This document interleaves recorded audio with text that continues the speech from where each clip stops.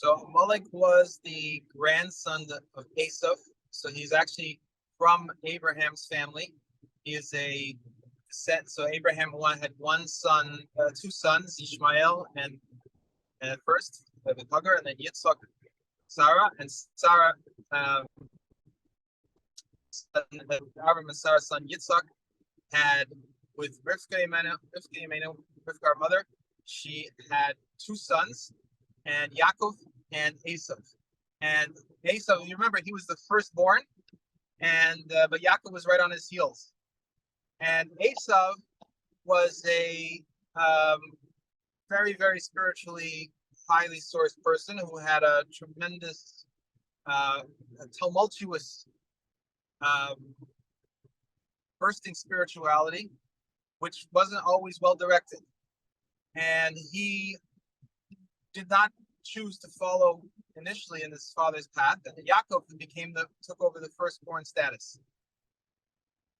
Esav had a son Eliphaz, and Eliphaz ended up in a very unfortunate, doubly immoral relationship that the child born from that doubly immoral relationship was Amalek.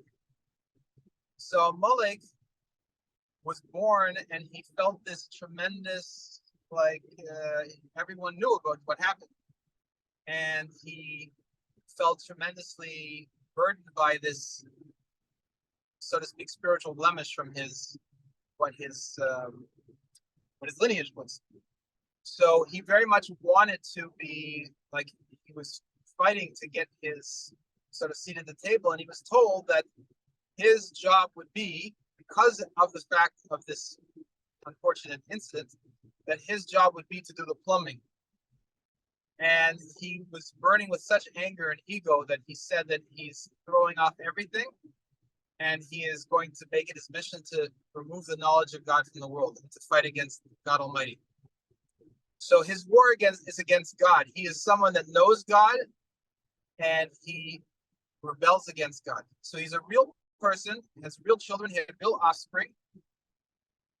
And Amalek is so committed to the destruction and the removal of the knowledge of God Almighty that he is willing to eliminate every single human being, because the divine image is carried in the human being.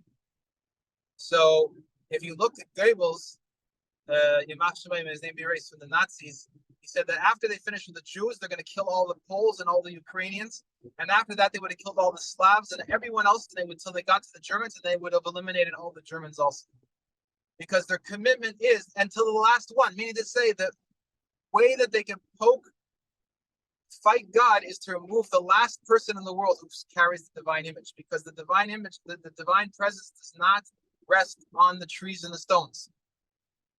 So it's a burning desire to eliminate everything that carries God's name, every human being. But they always start with the Jews, because the Jews are the ones that are carrying the message to the rest of humanity. So the first war was against the Jewish people in the time of going to Mount Sinai. Amalek came in a revealed way. Then before the Jewish people went into the land of Israel, they came again, but this time disguised as Canaanites to confuse the Jews. So they wore the uniform of the Amalek, but they spoke the language of the Canaanites. The third war was the time of King Saul in conquering the land. He was supposed to eliminate Amalek, and he failed to. And then for that reason, he lost the kingship.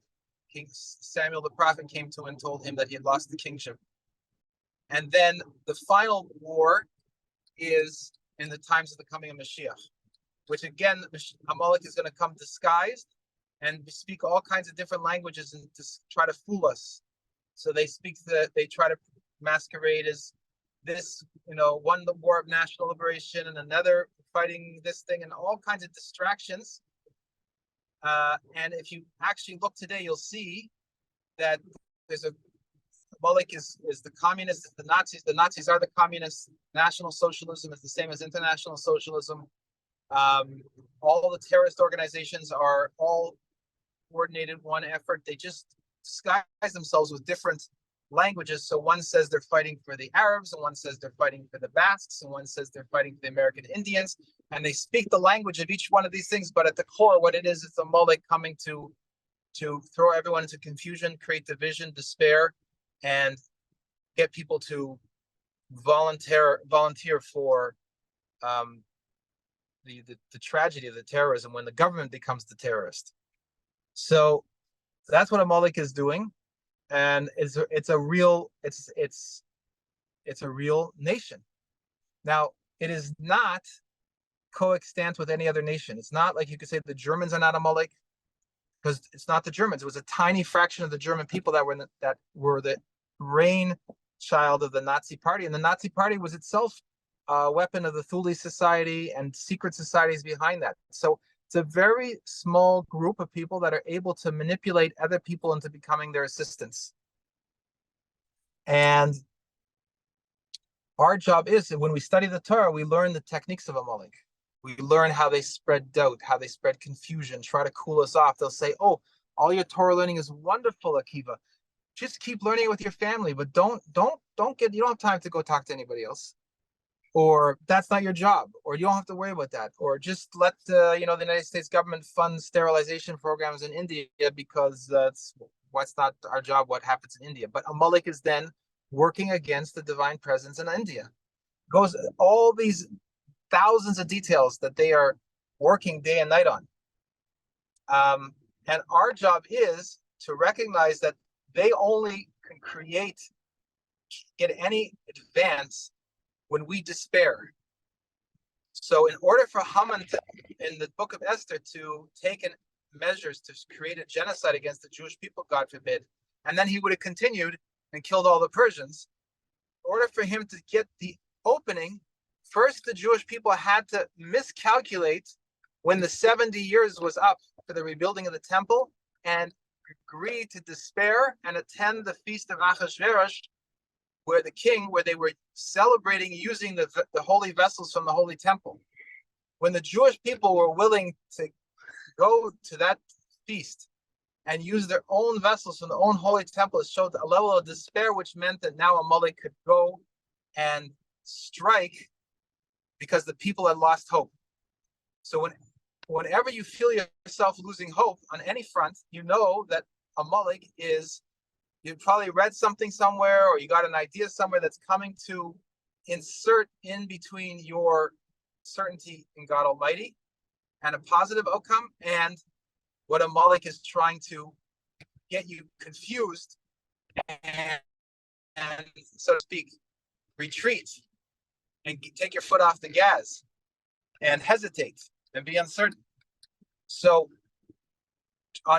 we have to remember, it's definitely, if it's an actual group of people in the world. At the same time, anything that we see and hear in life, is the Baal Shem Tov teaches, is a lesson in our service of God Almighty. So we also have inside of us a certain spiritual component that corresponds to Amalek, meaning to say, our doubts, our holding back our energy, getting cooled off, cooling other people off. That's our own. We have to eliminate that from ourselves and not allow that to fester in ourselves, and not allow ourselves to accept that influence from outside. So this is what the battle is in every generation. It says in every generation, Amalek rises against the Jewish people to destroy the Jewish people, and the Holy One, blessed be He, rescues us from their hands. And that's what we say in the Haggadah. It's beautiful, beautiful to remember that this is going on in every generation. And the final end to this whole cycle is going to happen when the Jewish people take, like the Lubavitcher Rebbe says, that a person who's connected to God Almighty is invincible. But Amalek always wants to cast doubt on that. So when we finally resolve ourselves not to allow that doubt in, then Amalek will have no one to co-opt and manipulate and cool off and get us to hold back and be afraid and frightened and so forth. And there'll be no one to listen to Amalek anymore. And then Amalek will just disappear from the earth. No one's going to be there to be its fodder in the war against God.